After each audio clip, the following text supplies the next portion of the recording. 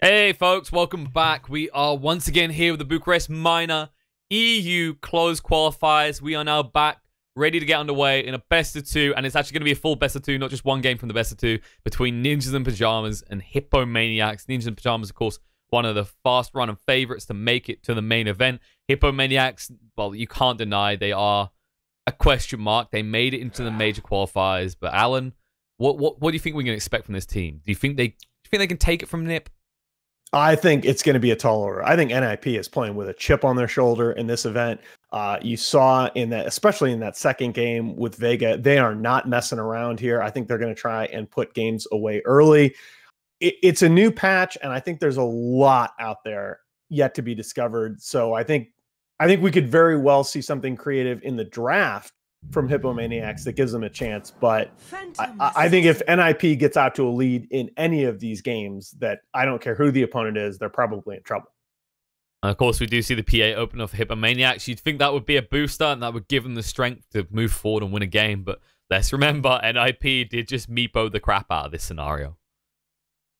Yeah, we got so that's an interesting point. We got so carried away about talking about the meepo Timbersaw interaction, which meepo is so much better against Timber in this patch than I appreciated. But obviously, meepo plenty good against Phantom Assassin. That that poof and the net control means that PA can't just blink into these fights.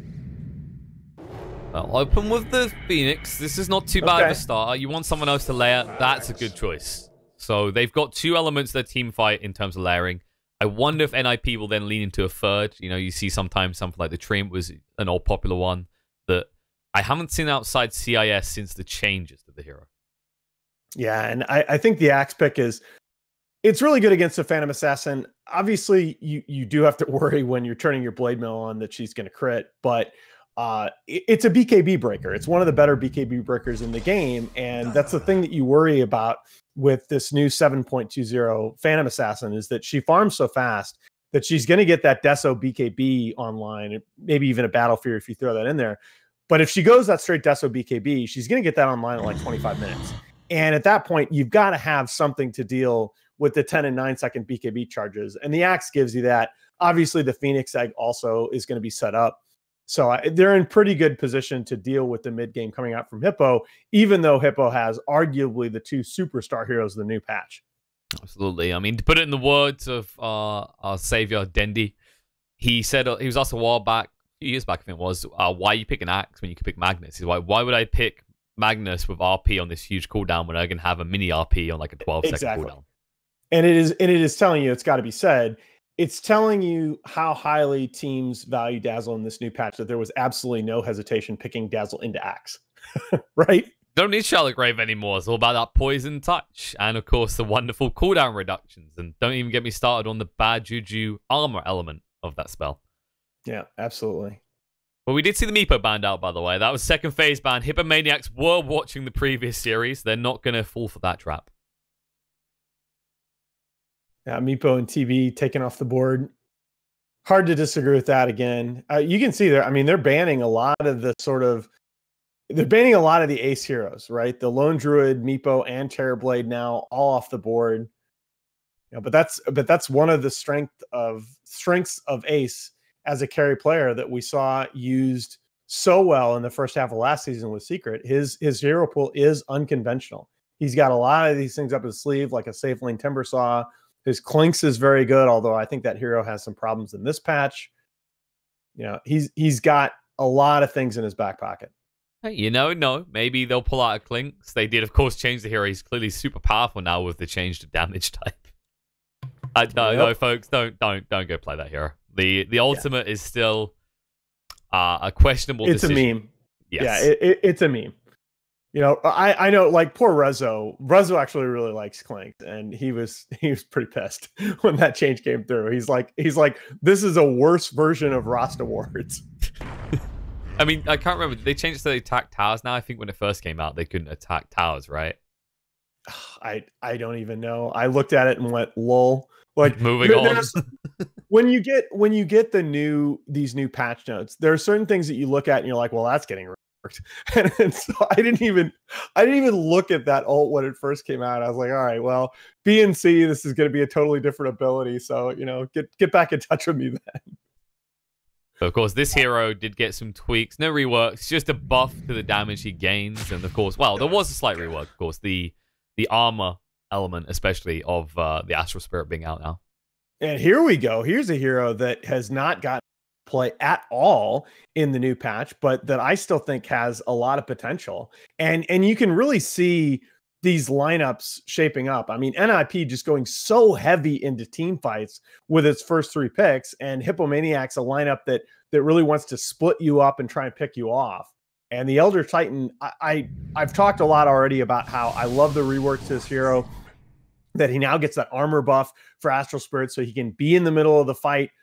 Against a PA, though, is that extra armor really going to help you? I don't think it's just that. Look at it from this perspective. Shotgun Morphling with Elder Titan Astral Spirit.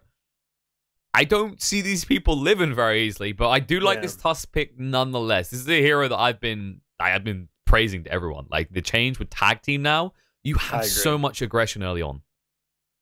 Yeah, I agree. But I also just, again, you know, Peter's drafts follow a really good playbook, and there's a reason that he's so consistent. And one of the things that you see is once you have the tools to deal with BKB, right? Once you have the Axe and Phoenix to deal with BKB heroes on the other side, then your next 2 hero picks absolutely destroy heroes that don't go BKB.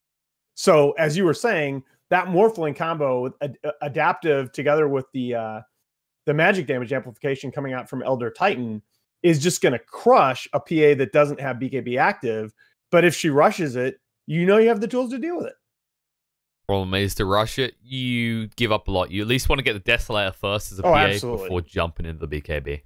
No, I mean, to me, it almost counts as a rush even with the Deso, because you can have it. Once you have the Deso, you can farm jungle so fast, so you can easily have both items online before 25 minutes. But, you know, by that time, you're going to have the tools on the side of NiP to deal with that. So you really need... That's... Okay. So potential for this to be... If I had to guess right now, I'd say this is probably core Dazzle. Still potential for this to be a core Skywrath, though. Remember, a lot of teams still like the Skywrath Mage against the Morphling. Morphling gets crushed by silences. Yeah, it definitely is this hero that aggresses in the mid lane as a core fairly well. I think the issue is usually sustainment, especially with the removal of Aquila. Actually, like Skywrath mid, Aquila would have been a decent choice back in the days, but now I think when I look at this hero, I used to play it core a few years back, and the thing that was great is that you controlled the early mid game amazingly. You were the biggest bully in the playground. But then once you get past that hump, you just get the crap kicked out. You're just a giant sack of gold for people to ransack as much as they want. No, it's some of the same problems that we've been talking about with core Rubik that applies to core Skywrath as well. That, you know, you can do a lot in the first 20-25 minutes of the game, but at some point you're so squishy that you're always going to be vulnerable to dying in these fights. And even with the rework to XP bounties, if you're ahead as a core Skywrath or a core Rubik, you're still giving up a lot of golden XP. And also, when you look at Hippomaniacs draft right now, what I'm not really seeing is great tower push other than a Dazzle being core building into a Necronomicon. That's it. No, that's the kind of the big concern. And, you know, interestingly enough, it was Hippomaniacs that banned the Lone Druid in the opening phase. That would be a decent fit pick here. You absolutely need a core that can apply, not only can apply tower pressure, but have some split push potential. Although I guess with the bot rework, you're a little bit more. There are a lot more heroes in this patch that potentially check that box. I think this might be a Tusk offlane, by the way. Yeah, I think that's totally reasonable. Like, I think that heroes, like I said, with the change tag team, you can actually CS with it. You can aggress pretty hard onto any hero that's short range or melee. There's definitely potential there. It used to be very popular for, I think eHome especially ran it a lot. I think it was Old 11 was obsessed with Tusk offlane. Oh yeah. For some people, I mean, they're I think Daryl was trying it out for a while too. I didn't think about that with your comment about CS. I think that ends up being an important point here, because, you know, one of the things you talk about against an NiP lineup like this is that, you know, team fight lineups just by definition are so laning phase dependent, because if that team fight combo gets online while the enemy cores are still trying to get their items up, you just 5 minutes, push down towers, and that's going to happen so much more quickly in this patch. So you really want something that's going to be strong in the laning phase, that's going to be able to contest. Especially that 33% uptime on the tag team. It's like in conjunction with the War's Punch as well. I've seen plenty of scenarios where you can take these squishy agi heroes. You can take 2/3 of the HP once you get the War's Punch online. If you max out tag team first, which at first people laughed at the concept, but if you compare it to Snowball and Ice Shards, like it's not mana intensive and you get great gains, 25, 50, 75, and then 100 damage. And what just happened to my game? Uh-oh. Right. It's okay, I can reconnect. I think I accidentally tapped the enter key on my keyboard, which I don't understand how that managed to leave lobby. All right, we're back. That was an interesting development. Video game, guys. Enter now leaves, like enter on the side, the right side of the keyboard leaves lobby. Oh boy. All right. And Hippomaniacs are in for very unconventional lineup. I guess what you turn around with the Enigma, and this has to be core Skywrath, right? So I'm looking at it. It could actually be Enigma 5 or 4. Okay. Like I think I've seen 5 once or twice. 4 is obviously more popular, so it's looking likely that Skywrath is a core here, and that Tusk. I kind of like the Tusk as a core more than I like the Enigma right now. I haven't seen how Hippomaniacs play this. If they play it some like the secret style where you're gonna have this greedy 4 farming all the time, but we'll get to see because the Pugna farm pick from NiP, they have the tower aggression. They've got the. This is a very difficult draft for Hippomaniacs to win with here. I think what's going to be important to keep track of, right? So they're going to take a few fights. I think their lanes could be decent, and I think they're going to take a few fights behind this Skywrath if he's played as we expect him to be played. But at some point, this NiP lineup is going to come online, and unless Hippomaniacs just absolutely rolls the early game, 5v5, NiP is just, A, they're so much stronger, and B, they can convert 1 fights into objectives so much easier. And it should be highlighted, this is going to be a core Skywrath, and unless you initiate the fights with a Mystic Flare, Pugna just drops a Neverward, and you almost killed yourself because of how expensive that spell is. Exactly. And you telegraph. I think you telegraphed that this was going to be a core Skywrath, just because of where it was picked, and I think this Enigma was the wrong direction. I'm just going to go ahead and say that. Yeah, I think you could have. I think your concept of Tusk as the 3 position was a little better one, and I think you pick you pick another tempo carry that can push to pair with the PA, like you pick a Jug or something like that, and you take your chances there. I think it's the comparison of aggression, right? Like Axe is going to constantly be calling, he keep going, whereas your offlane Enigma has got this black hole that he can't really afford to throw out or willy-nilly as much as he wants. Right. There's just so much that can, even if Enigma, that's the thing about a hero like Morphling that's so mobile, is that, even if you can't cancel the black hole, you just get on top of and kill the Enigma. Yeah, this is definitely looking problematic for Hippomaniacs. That final pick really sticks in a scenario where it's going to be hard to take these fights because you're going to have the insurance policy of a black hole, but as soon as if you fluff that once, you just get flooded by NiP because the only other thing you've got working in your favor is you've got decent saves, right? You've got the Shallow Grave, you've got the Snowball, but both of those can be screwed over by an Axe. Yep. It's just a really, your window here, Hippo, is so tricky in terms of what you got to do in the lanes and to give yourself enough map control before this team fight combo of NiP comes online. And the Pugna pick is just, as you said, it shuts down this core Skywrath so hard. Like he's got to go beat. It's the same problem that we were talking about earlier in the draft with BKB. He's got to think about, your core Skywrath has to think about going like second item BKB in this game, and that's just horrible when there's Axe Phoenix on the board. It'll be an interesting scenario. I don't remember the last time I've ever seen a Skywrath BKB, but as you said, it's the type of game you might be forced to because Pugna, well, you can get value out of Neverwar points in this game, and actually, it's not just from the Skywrath. Enigma has fairly expensive spells. You can actually just start to evaporate them. Right. Right. I mean, you just, and you don't have a great way. I mean, PA can blink strike, but otherwise, you got blink strike and you got snowball, but otherwise, you don't necessarily have any individual hero that can get in there, neutralize another ward, and get out safely. Yeah. Also, you need someone near the Nether Ward.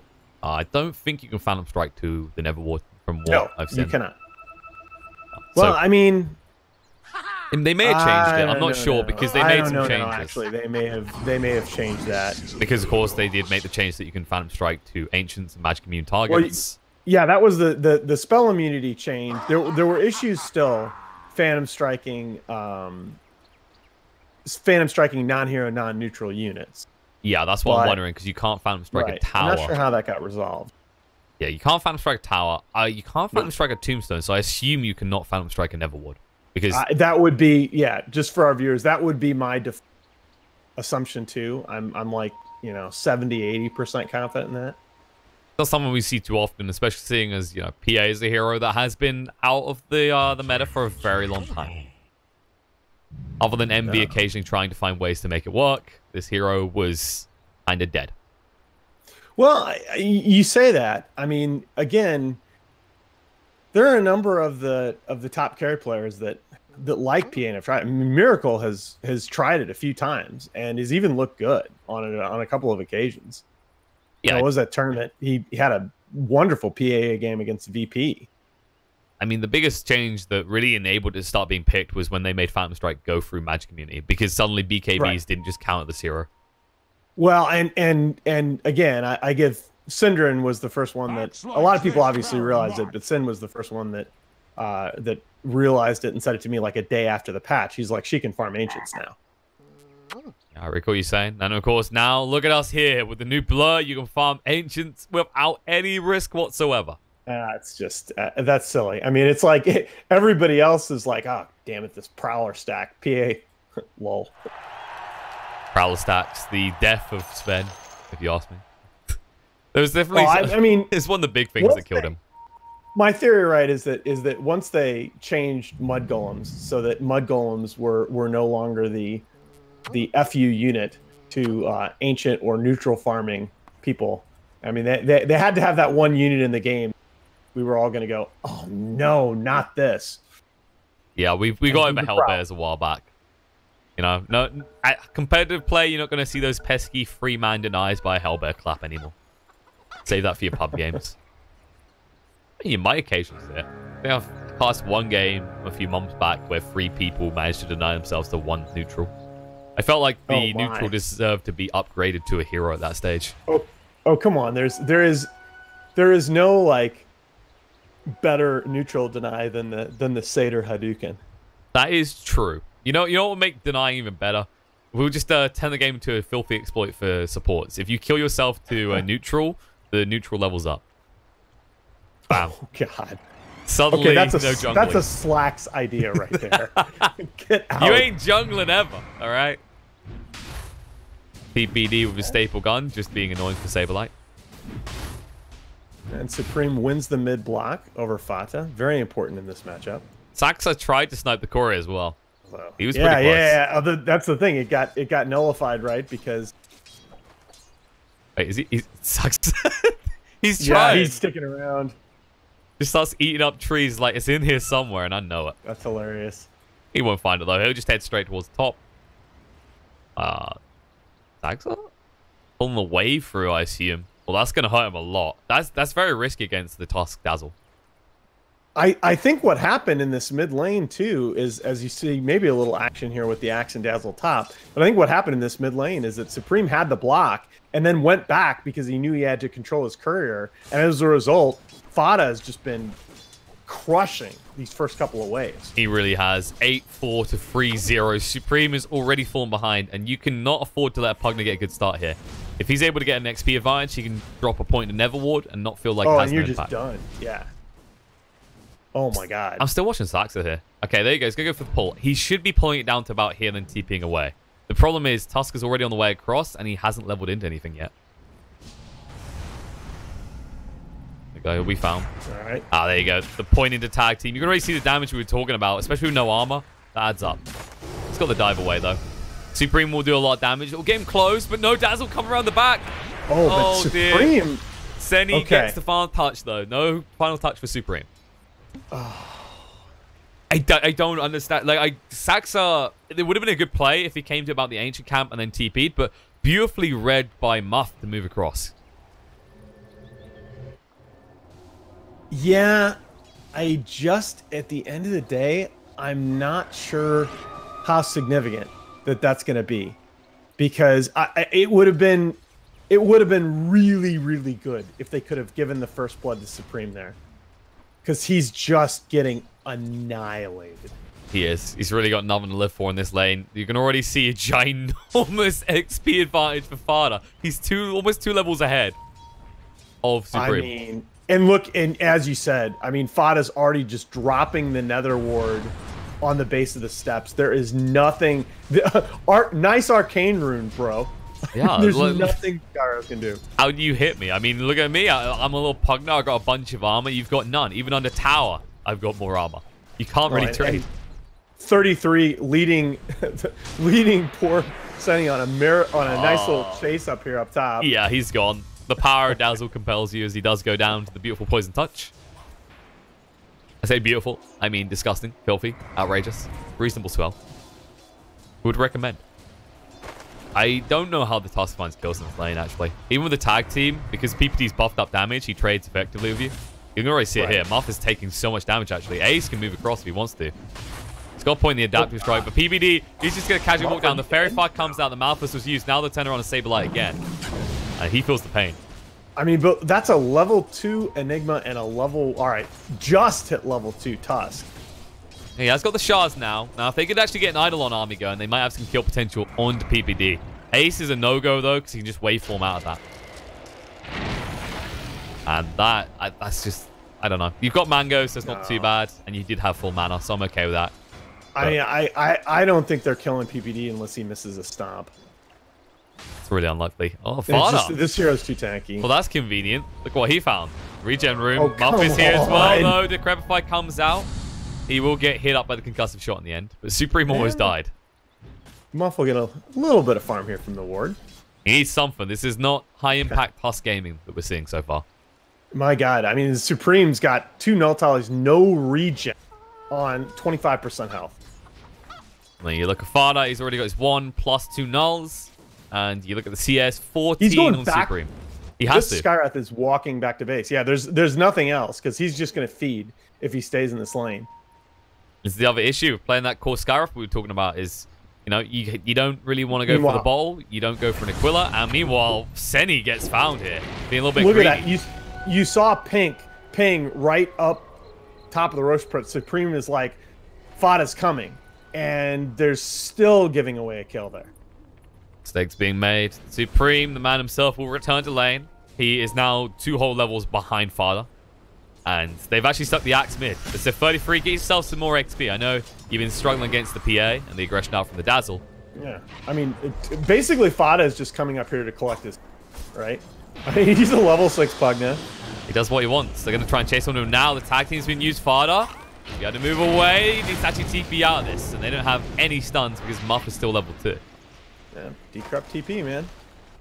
He did have the life drain and cooldown. Otherwise, they would have happily turned around on all 3 of them there. Yeah, I thought that they would bring in a 3rd hero via TP and just turn that and take the tower. But NiP, it's actually a good decision not to. They don't have to force the action right.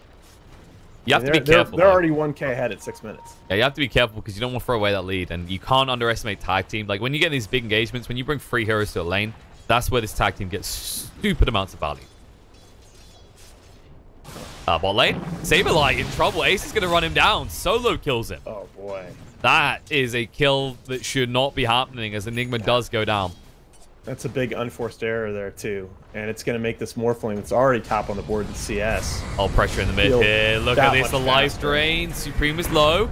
There's a stomp to stop Tusk from chasing. The Malphus is going to come out here. The Ice Shard's going to throw them there. Fada blocked out. PPD's here as well. They're going to turn around. Never Blast. Midnight Pulse does go down. Very firing up. Fada getting low on HP. Can he get the Never Blast out? Yes. He's still alive. Bottling up here. It's going to be close. He drops the Neverwood just in time. Supreme kills himself. Now they can turn around with the haste picked up by Fada as well. They're going to have to move in. Saberlight. Stomp connects and he's gone. And oh my god, the timing on dropping that ward.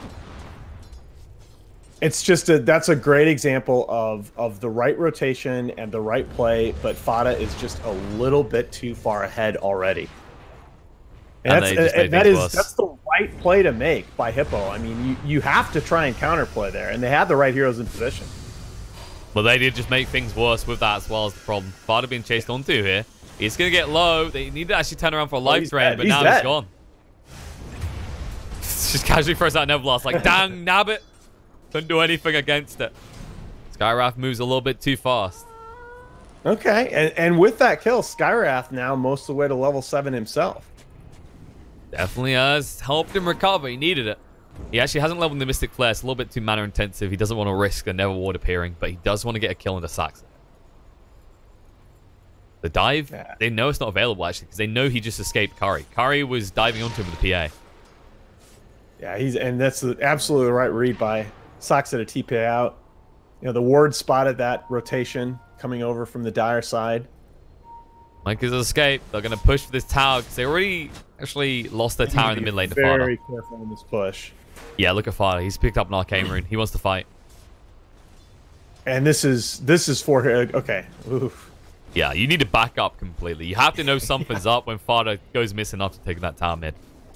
Yeah, it's got to be said also, meanwhile, that Ace is down here completely free. Yeah, but he's silenced now. Can they do enough damage? No, Border stun him up. Now you can just start morphing through, though. They didn't have the damage there. Supreme running away from this. And Muff just harassing a little bit. He starts to feel the pain.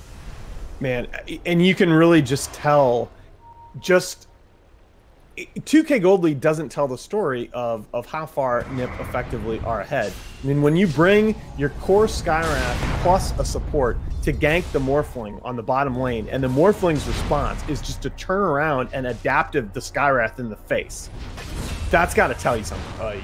Yeah, we're just watching that as they casually ran him down. Saberlight had nowhere to go. I don't think I've ever seen an Enigma this headless and lost in a while. Just look at his net worth. It kind of represents it. He's the second poorest person in this game. His Dazzle has more gold. Yeah. Question is, what do you do? Jungle. A safe lane early. You just have to jungle now. I don't think you can even try and push lanes. You're full recover in this Enigma, so who creates the space? It has to be the Skywrath. But we've seen the Pugna can just mirror his movements, and immediately Neverward nullifies his ability to do anything. Well, he might get a nice kill onto PPD here. He hits the stomp, but... Okay, turn around, life drain, gets Curry low. Meanwhile, on the bot lane, they're going forward on Ace. Gonna start morphing his strength, though. Saying, where the hell's my support? Are you coming or not? Ace just trying to heal up here with the Morbid Mask and the raindrops, meaning he takes barely any damage. He's Supreme, just tanking the bulls, man. Supreme is running out of mana. And actually starts tanking the tower. It hurts a lot, but there's still no rotations coming in. Fada, well, he has found Dazzle. Dazzle's going to go for the TP out, though. And Fada will be happy with that. Yeah, again, there are just so many of these kills that with a little bit less of an NiP lead, Hippo will be getting these, and they're going on to Ace in the bottom lane, but he just doesn't care. They are wasting so much time on this and never find that kill. Right, right. They finally realized it. You see Skyrim, well, Skyrim had to TP back. He's out of mana. They're still lingering around. Tusk has no HP, so it's up to Saberlight to come here, but if you leave him alone in this lane, just look at what happened last time. He died solo to the Morphling. This is getting problematic very fast. Actually, instead, Morphling goes top. They want to take towers, maybe. Yeah, I'm a little bit surprised that... I mean, the tier 1 mid is definitely a nice thing to have, but it feels like NiP could have at least one more tower on the board at this point. Then again, they're just in no hurry. Playing with their meal, you know? It's funner that way. Saxa will just slow down the push and ball. This would actually be a tremendous trade if Hippo could get it. Can they get Saxa? Yeah, they need to get rid of this Phoenix and his fire spirit. He dives away. He sunrays across the cliff. See you later. Back into the safe arms of his loving captain, Peter. Yeah, and meanwhile, Ace calmly collects his gold bounty on the top lane. Yeah, he's just going to keep going as well. He can pressure this tier 2 because you look at it, they've done barely any damage to the tier 1. At least they got rid of the trees, though, so no one can try and wait there to set up a fight to stop this push. Yeah. Problem is, you actually don't push faster than Ace. NiP just so much stronger right now. I mean, not even halfway to Deso is the Curry PA, and we've already got a Blink Dagger coming out on the 33 axe. And it's just, I mean, even with the Deso, you still need to farm your next item. at this point. And he arguably had a little bit of a rough start. If you recall that lane, the way it went. PA was leading by a decent amount on CS. The supports were forcing his Phoenix away. But now... Yeah, I mean, the difference between it, though, is that the NiP supports were still progressing, right? I mean, both carries were contested a little bit at the very beginning, but the Morphling got a free lane from much earlier, and it really... Sorry. Yeah, oh, that's the big kill to enable the push on the tower. You can't do that. You absolutely can't do that. You know where the NiP heroes are. Meanwhile, mid, look at this. Skywrath chasing forward on a Sax. He wants the kill. It's going to be close. With the Fairy Fire, though, he's going to stay alive. And suddenly the haste will allow Supreme to escape. He wants to try and get the kill on the Phoenix still. But that's your haste rune on a core Skywrath. And he can't even find a kill. Yep, and it's level 6 now as well, so you can never get this kill on the Phoenix. Yeah, your life is very, very sad. And not only are you not going to... Look at going. The call's going to be there. Sax is going to get low, but he's still alive. 30 HP. They're trying to kill him up. He drops the egg. He'll be fine. Supreme will not, though. The giant axe clubs down on his head as he goes bye-bye. Yeah, I dare say that he didn't realize that the Phoenix had gotten 6 and all that. Because once the Phoenix gets 6, there's just absolutely nothing you're going to accomplish by being there. And I like this response from NiP. Just immediately go into the smoke play. We use the egg? We use the egg? Okay, we use the egg. Smoke. Let's go. They won't expect this.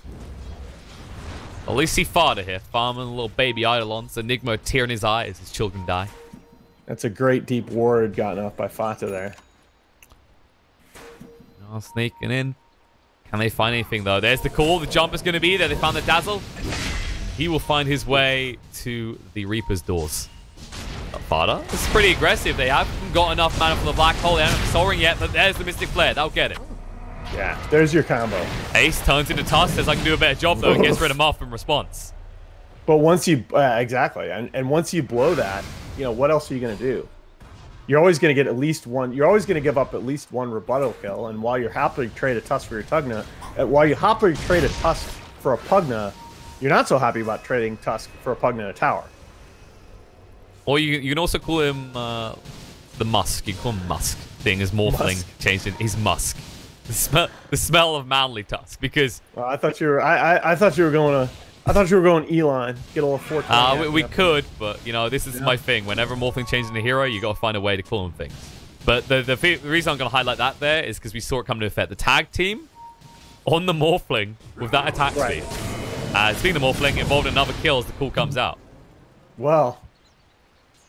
I mean... Fada? The TPs are coming. They're trying to jump on him here. They've got the Black Hole. Do they want to commit it, though? Walrus Punch. They will get him. Stomp's going to be there, though. And suddenly, you need to abort and get out. But the call's going to connect on the two. They're still napping on the job, though. They'll move through the waveform. It's a double kill for Ace. Can he get the other one? Curry's going to get low. Uses the blur. Doesn't give him enough time to escape, though. They're going to chase on through. Nope. Blink strike away. The Phantom Strike is successful. Ace going to keep on chasing, but they have to back off. There's no mana left on this Morphling. Yeah, I thought they had him there. I thought they had Curry. It was a couple timely TP rotations. But the thing I was going to give the PA the blink strike escape. The thing I wanted to highlight actually in relation to the PA as well is I talked a little bit about Tusk as a target for Morphling, but you actually think about it, he has a lot of good targets for Morphling in this game. You've got the Dazzle, you've got the Phantom Assassin, you've got the Tusk, and speaking of that Dazzle, he's snapping. They actually mistimed the Cullen Blade. Yep. I thought he might have. They won't mistime the Adaptive Strike. I don't really care. Like, all right, my kill instead. Yeah, I think he just hit stop like a frame or two too late. Did indeed. And as a result, he doesn't have the Cullen Blade for 70 seconds, but it's not exactly a big ultimate missing. You know, it's not like Fluff in a Black Hole. You actually look, Saberlight has still not committed a single one this game. He's so reluctant. Yeah, and it's really a problem, right? You've got that initial sort of burst, if you can catch him off, that we've seen from Hippo. You got that Tusk Punch into Mystic Flare, into potentially PA blinking in. You can get one of these NiP heroes down, but unless it's the Morphling, they can easily 4v5 you from that point. It is a problem. In fact, I think they're going to smoke up here. Yep, they got one ready. They have got the car on the Skywrath now. They deal out a decent amount of extra damage with the Spell Amp. And it costs less too. This is the true tactic. He can't kill himself now. force things, and NiP are going to force things and make them at least think about contesting Rosh. And they're not necessarily trying to Rosh on here. They're just trying to make the positioning of Hippo predictable coming into this. It might end up that way. Of course, you know, like we said, with that Kaya, you can actually commit a Mystic Flare, not instantly murder yourself now. And look at Supreme. They got sucked into positioning the Skywrath in the trees to the right of what would have been the tier 1 tower. And Supreme actually has to TP out. Yeah, he goes for Ace instead. He's going to silence him up, but good luck getting through him. Time the Mystic Flare's there. The snowball coming. No, it's enough. They get it. Just barely. He almost got his hands on that strength. Morpheus unable to do so, and that is the big fat kill they've been looking for. Yeah. And that's the duration of that Ancient Seal. The duration scales, you know, a second a level. He's level 4 Ancient Seal now. That's a 6-second silence. And you needed every one of that to get that kill. And then you might eventually see him go into Ancient Seal cooldown. They found him. Into the NiP death ball. Muff? Oh, you could call this. No, the snowball into the sleep. Tusk has got to be careful. The buyback comes on Enigma. He still has the black hole, but the egg does get committed to make sure he can't use it. The Decrepify's there. He's trying to move away in time on the back foot. Farder's going to go down to Kari instead. Through, stuns him up, drags him back in, but 33 needs to get out. He's out of health and out of time. He will fall here. The buyback from Saberlight pays off, and he didn't even need to use a black hole. Absolutely. Absolutely. It's just, I think NiP just showed a little bit of hesitancy once that buyback was committed. Oh, this could be ballsy. Ace is moving forward here. He has a DD. Know, Kari, he's super low. Has to use the Sun Ray through. The waveform forward. Looking onto the Dazzle as well. They're going to turn around, take the kill onto him. As the Shallow Grave does protect the PA, but it will tick out anyway as the burn damage is too much. Yeah, and you're seeing part of the reason why Black Hole has never been committed in this game, and it's just because NiP have been in such good position that by the time you can get in to use Hole, 2 of your heroes are already dead. I mean, he's 200, he's like 600 gold off Blink, so that may give them one more shot at this. But you're going to have Aegis on the Morphling by that point. And we just talked about, even if you can bring down one NiP hero, if Morph is still up with the Aegis, they can 4-5. Nahaz, I'm going to have to be a Debbie Downer on this one because the problem is you are going for that Blink Rush, but you are up against an Alpine. You're going to get slept every time. Oh, absolutely. Well, I mean, you have to have him commit it first. It's the Blink reveal that's significant, okay? Because the way that NiP are positioning extraordinarily aggressively, this Elder Titan is not playing as far back as you would ordinarily see from this hero.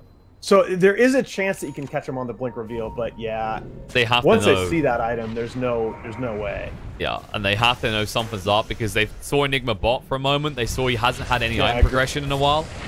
Alarm bells have to be ringing right now. Agreed, and you can already see Peter playing a little bit farther back from the formation in response.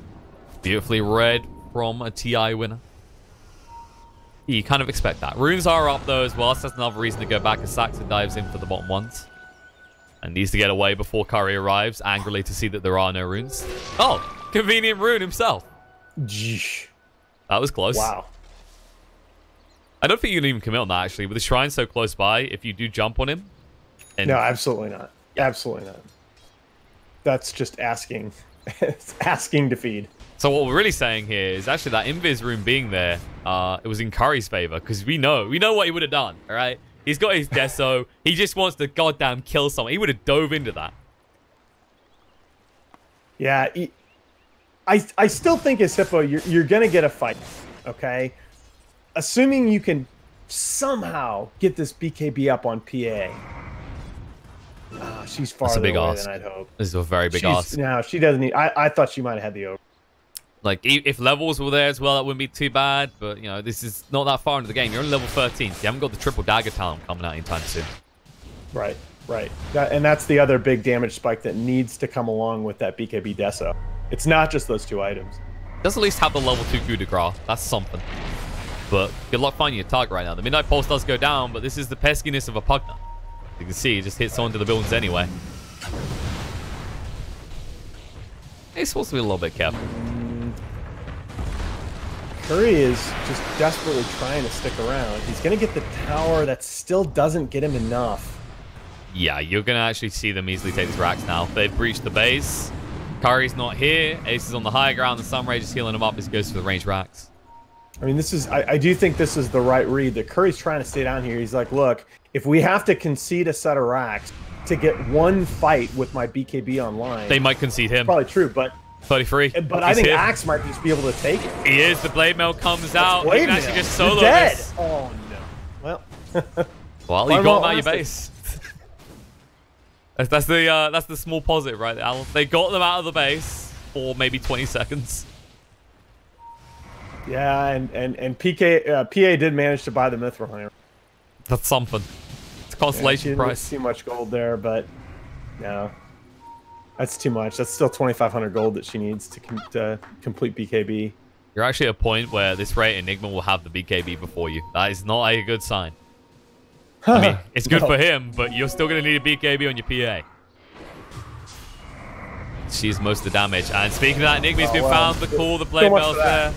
Stomp follow up. He has no escape. You drop the Midnight Pulse, but it's not going to change the outcome at all. And they ping. They see more. They know Supreme is out of the base. Gust of shot to slow him down. Tries to use the Mystic Flare, but it won't work. Boy. Wow. Whoopsie. Being a better Skywrath, apparently. No, that's just a little bit of greed in terms of positioning by Supreme there. Gets so heavily punished because of NiP. Huge lead. Beautifully read by NiP as well. They knew the only way they were likely to lose a fight going into this base is if they got backstabbed. So they knew they had to be lingering around somewhere. Right. Back to top they go. Range Rax needs to be finished. Ace still has this Aegis. He's got a decent amount of time left on it. About a minute Great left. item choice coming out from the Fata Pugna with the Aeon Disc there. Again, it's just minimizing the chance of being jumped on with this one opening Walrus Punch Mystic Flare combo. And you can already see the contribution PPD puts into this push and how different he acts as soon as the Enigma is dead and they know there's no buyback. Right. It's all about that formation because remember that if the Elder Titan has to play on the back lines, the Morphling's physical damage is you can cope with it. But if the ET is standing right there while the Morphling is hitting you, you're donezo. Absolutely true. And it looks like the way they're going to try and save themselves in the Hippomaniacs is they are going towards an Aghanim Scepter on the Skywrath. The Anarchy factor there could work in their favor if they get it in conjunction with the BKB timings. But right now, Skywrath's the only one really farming. Smoke play by Hippos out of their base, and they're just I mean, this is a defensive smoke, if anything. Yeah, they're just trying to actually zone out so that their PA can continue farming. You already saw it from the position in the tree line. But the side of NiP will move away. They want to take this tier 2 bot. The Aegis has been reclaimed, but they're not going to be contested on this. No, and I think NiP's mentality is, look, let's just take this tier 2 so that the next one fight just ends the game. And Hippo doing what we've been talking about, just desperately trying to get one fight where this PA-BKB is online, and it just doesn't look like it's going to happen. Backs are back to get some runes again, but this time there's a PA there. He will dive away. That's just not a kill, though. I mean, even with a crit, I don't think one crit's quite enough to kill him, and he just eggs. Yeah, and also you're near a shrine again. It was very risky. But the good news is, because you saw the Phoenix back there, you know you probably TP'd away, which means you're not going to be aggressed too hard outside your base in the next 20 seconds. Right. Or will you? I mean, in fairness, you could argue that they are tanky enough to sustain long enough. Phoenix can arrive again. Although I guess to be fair, the rework on Phantom Strike makes PA even like really, really good against the egg, right? Because it's no longer fixed attacks. As long as you have a target next to it, or you Phantom Strike before the egg gets popped, then yes. Right, that's the thing. You Phantom Strike the Phoenix, and the Phoenix panic eggs, and you still get that attack speed for the fixed duration. Smoke play, though. On the move. PA will be in Smoke 2.0. The rest are using the old school smokes. And they walk into 33. The silence comes out. The damage is huge. He will go down. And the blade mail will not change that. It might turn around. Moffy's gone. Oh! The damage is huge coming out of the Morphling. Good lord. Yeah, that E-Blade. I think, did he get decrypted? That was just the E-Blade itself. Yeah, it was just the E-Blade adaptive strike and then ticked out to the Sunray.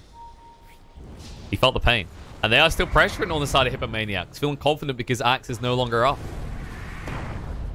Stomp's going to be there. The ping, Supreme. Can they move in time? Earth Splitter through is going to be there as well. Moving in. Shallow Grave forced out, and look how low he is on HP. The Black Hole coming in, but there's a Yules out there. They're going to catch one as the Morphling. They get rid of the BKB from the PA to move in. Oh, they're going to get the egg next egg as well. The life drain on the side. They're actually going to lose Enigma, and they do make the egg go pop, but now PA can take over the fight. Going to run down PPD as well, and they have no damage left. As Farda, he ignores this and retreats, leaving his captain behind. Oh, and this is what we've been talking about in the last 5, maybe even 10 minutes in this game, is that Hippo they wanted one fight. They're like, all right, let's just get the PA, the BKB online and see what happens. And you see the potential of that. But the problem is that they're at the point in this game where they're going to have to do that 2 more times. And you only get one BKB reveal. And you probably only get the pick off of Axe at the start of the fight once, because that is the other key factor, is that when Axe is up, that PA doesn't get rid of that egg. That PA doesn't snowball the fight. Instead, you're stunned up on the spot, and there's probably still a Morphling alive. Right. And the Axe just having, all the items in the world. Axe is going to have a BKB of its own at the next fight. So any hope, you have these hopes of maybe CCing the Axe, of maybe kiting the Axe away from the PA while she's doing her damage, that those are just going to be gone when this Axe finishes BKB. And there's hope in the RNG for Hippomaniacs, not because Axe won't get enough spins and not because PA will get many crits, but because the Roche is not respawning for another minute and 20 seconds, which means when you go into that Roche pit, the Black Hole will almost be off cooldown, which means NiP have to find the Enigma first. Yeah, and we should talk a little bit. I mean, the Supreme does have his Ags up on the Skywrath. I mean, Mystic Flare hurts. It'll hurt him more, though, with Neverward down, hence why he's immediately queued the BKB next. Yeah, that's what I was talking about. Is I thought, given the drafts, that this Skywrath was going to have to go BKB as at the latest his third big item. You got to count the Kaya and say Ags' second item, I guess. Although Kaya is, for so many int heroes, I don't even count it in the build anymore. It's just there. It's just part of the parcel. All right. Maybe if you upgrade it to Yasha or Sanj, we'll see it as a real item, but not until you do. That's a long way off because there's so many other things you'll need. You'll need a BKB, then either a Yules or a Hex. But we're thinking way too far in the future. We're thinking the now. There's a smoke movement. On the farther they want to go. Oh, he blinks away. Hit. Oh. Yep, they saw them. The scan did indeed hit. And it was actually pretty clever, right? So Peter's standing with his back foot in the Roche pit. So the scan hit into the Roche pit, and Hippo came out thinking, oh gosh, they're doing Roche, we have to contest. Or they're setting up for Roche, we have to contest. And NiP, the scan turned into a bait. NiP were actually very well positioned. That could have gone much worse for Hippo than it actually did. And they don't want to initiate on the Pugner either. You have to remember, now with that Aeon Disc pickup, that's a lot of time you have to waste on that kill. And you don't know what's happening around the rest of the fight while that's the case. But they go in the pit now because they realize that was a scan scenario. And now NiP have a freebie because they already see the heroes in the bot lane. I mean, actually, it's a little bit more obvious when they let creeps push into the high ground. Hippomaniacs seem to be making some very casual mistakes. And well, you say casual mistakes, but what does Morphling have? He has a beautiful DD. Is that what you wanted? Yeah. Is that what you want to talk about? He has an Aegis as well, but I mean, you want to talk about how he got that Aegis, right? It doesn't really matter because I think that Hippo were so far out of position to contest Roche. But that DD Morphling at this stage makes it so that Roche goes down just so fast. You know, maybe it'll make you feel better that the last time he found a DD out of the pit, he walked straight up into their jungle and got 3 kills. Is that better? Does that make DDs less insane? Sure. Yeah. Let's go with that. At least he wasn't abusing Roche, right? I think Roche counts. I don't know. Roche has to be a protected species, right? Endangered species in this game for sure. Smoke play coming out from Hippo, but this is just so easy to read. Oh, look at the move across. They see PBD though. They need to get him first. And in the black hole, connected on the 2. They caught Axe as well. The X is going to be down, and now the wave fall through. They don't even get to kill the 33. They only clean up Peter, and they lose 3 heroes almost in the bat of an eye. On the side, they're going to lose Skywrath. The final one to fall is going to be Dazzle on the tree line. As they wipe the entirety of Hippomaniacs, they kiss them farewell, and they get ready to push mid. NiP were just in the perfect defensive formation. I mean, they don't have to know when the smoke is coming right there. They're just ready to be initiated into. They know that Hippo have only one path to win this game, and that's running a play there and trying to go all in and team wipe them again. They probably need realistically 2 more team wipes. They were and pretty NiP just have the heroes to neutralize that kind of aggression so easily. Yeah, you saw it there. They were very desperate. They knew they had to kill off the ET because PPD left alive when you still haven't got a BKB on the Enigma means you lose the fight. But now it's looking like you may have lost the game. There's going to be at least mega creeps at least.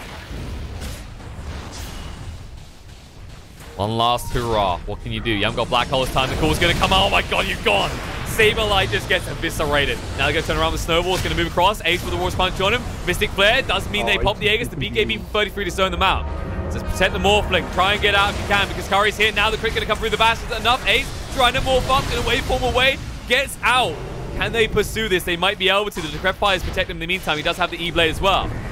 Turn around the Stomp. They stun up onto PS. A long time to be stunned. They're going to snowball through. They really need this kill to Morphling. But there you go. Eat the cheese. You can just turn around and chase on the mouth. Going to get low. Dust does come out, but it doesn't matter. Slido through. It's enough to bring down the Dazzle. He doesn't even need a shallow grave. Buyback is going to be there, but Nigma's already gone. And now they're going to try and turn around Curry. Trying to fight up against so many heroes. He's going to be overwhelmed on the side. Muff's going to go down. Sparta finds him in the tree line. Cool. Curry just gets dragged out and quartered. They do have 2 heroes alive, but they're too late to get involved in the fight as they retreat to their base, knowing their buildings will now crumble. Yeah, and I think they might have had a chance in that last fight. They catch Axe on the edge of the Mystic Flare. Axe is forced to BKB a little bit earlier than he wanted to, but Hippo just so far behind right now. They don't have the sustain to take these, 30-second plus fights. And look at Saxa. He heals the whole team up to full. You might have your buybacks, but you're still 1 man down. You got no black hole. Your Mystic Flare is still on cooldown, and NiP are ready to go high ground again. Sunray, good hero. Seems reasonable. That's why they put these choke points in, to encourage you to stack up the heals more.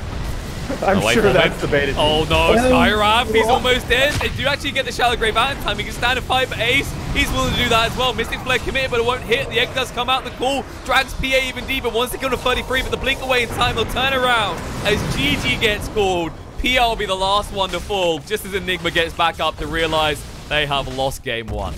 That was actually a decent play by the Dapper to get the. But I mean, you're 25K behind point. This is part of the problem that you run into when you cast like a borderline tier 1 team in NiP against a team like Hippos that has some real ability but is still kind of on the way up, and that's that a lot of the individual plays that Hippos are running in this game are correct given the time and context in which they're running them, but you're just a little bit too far behind for those plays to be effective. What would be a 3-for-1 trade turns into a 3-for-2. What would be a 1-for-1 trade, you give up a tower afterward, and you just start to hemorrhage. That lead starts to grow, and it's very frustrating knowing that some of the things that you're doing are really smart, but it doesn't matter because they're just a little bit too far ahead of you. And a team like NiP knows how to take advantage of that. It seemed the way they actually played the lanes was questionable as well. They weren't able to match the aggression NiP was placing out. Especially when you put this Tusk hero. Starting out in the tri-lane scenario isn't a terrible choice. You've got the slows of Poison Touch. You've got the tag team. But they tried to start in bot. And by the time they left the Enigma alone, he was just a solo kill waiting to happen for the Morphling. I think that there are a lot of different points that we could make about that laning phase. But at the end of the day, I'm not sure any of them matter besides the mid lane. The fact that Pugna, the Fata Pugna, just absolutely destroyed. And as a result, I mean, Supreme just took way too long to get into that game. You saw when he finally came online, right? The power of that kill combo with the Walrus Punch into Mystic Flare, with the threat of the black hole in the background, the Enigma behind them, preventing just the wholesale initiation after that combo. But again, it takes so long for that to happen that the other tools of NiP come into play. Absolutely. It just seemed like they were just struggling too much in the play, and in the end, NiP did overwhelm them. But that does mean they are 1 game up. It doesn't mean they've won the series, however. These are best of 2s, which is like a weird saying anyway. This is 2-game series. We'll see if Hippomaniacs can even up the score, or if NiP will get themselves a 2-0. Stay tuned, guys.